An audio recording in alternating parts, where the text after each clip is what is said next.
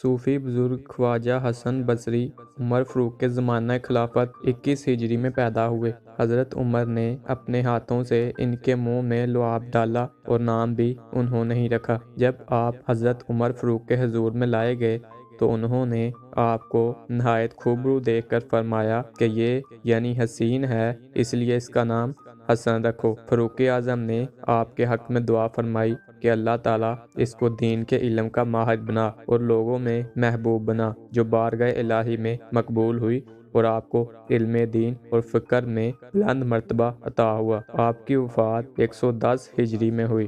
آپ کی دعا سے قرآن یاد ہو گیا۔ حضرت خواجہ حسن بصری کے زمانے میں امام ابو رحمۃ اللہ علیہ قرآن مجید پڑھایا کرتے تھے۔ ایک مرتبہ ان کے پاس کوئی شخص قرآن مجید پڑھنے آیا۔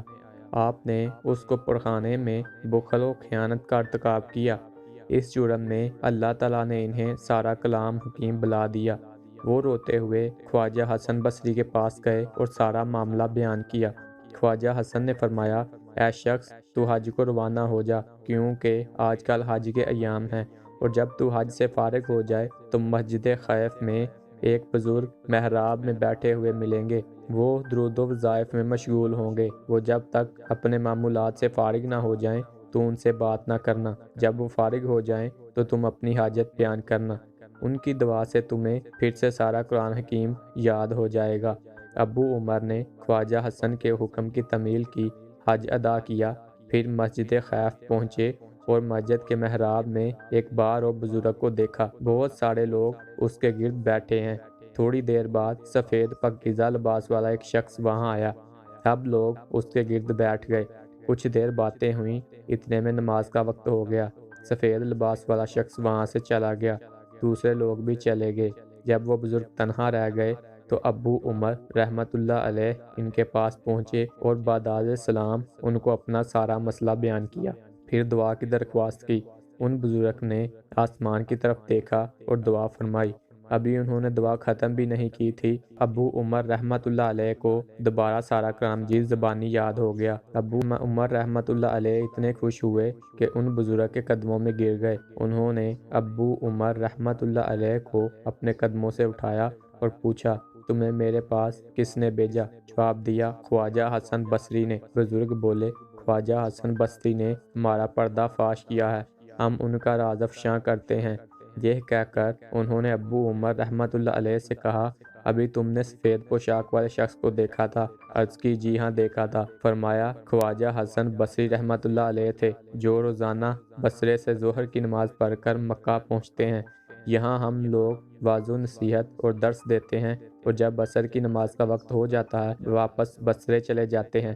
پھر فرمایا کہ حضرت خواجہ حسن بصری جن لوگوں کے امام ہوں ان کو ہم سے دعا کروانے کی کیا ضرورت ہے، کیونکہ جن سے ہم خود سیکھتے ہیں وہ جن کے پاس ہوں ان کا ٹھکانہ ہی بہت بلند و اعلیٰ ہوتا ہے۔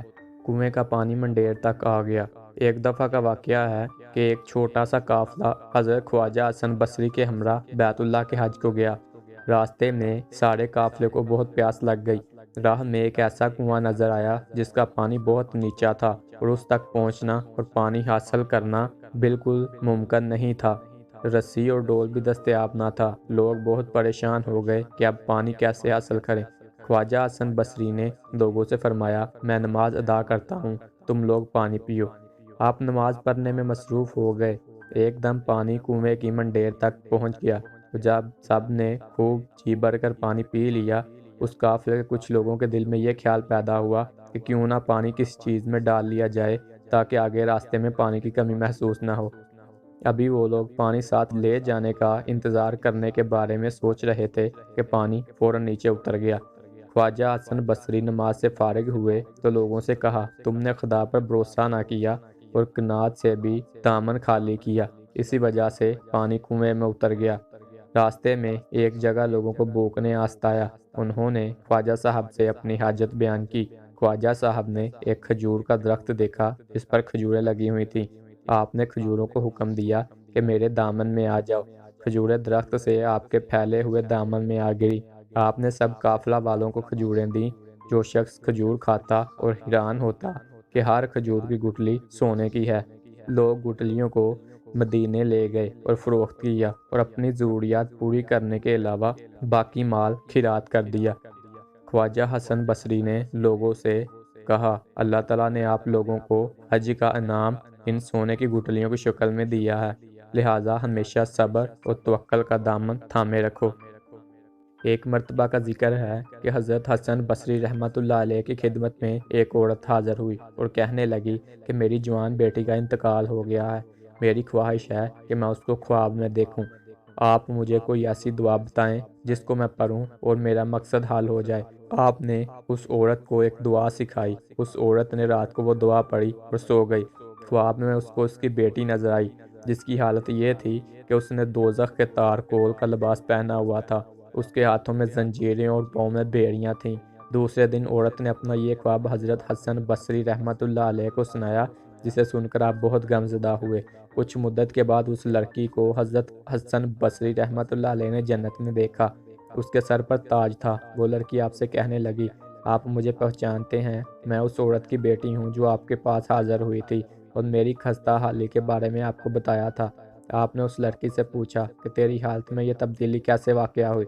لڑکی نے بتایا کہ اس قبرستان کے نزدیک سے ایک نیک شخص گزرا اور اس نے حضور نبی کریم صلی اللہ علیہ وآلہ وسلم پر درود پاک پڑھا۔ اس کے درود پاک پڑھنے کی برکت سے ہم 500 قبر والوں سے اللہ کا حجاب اٹھا لیا گیا۔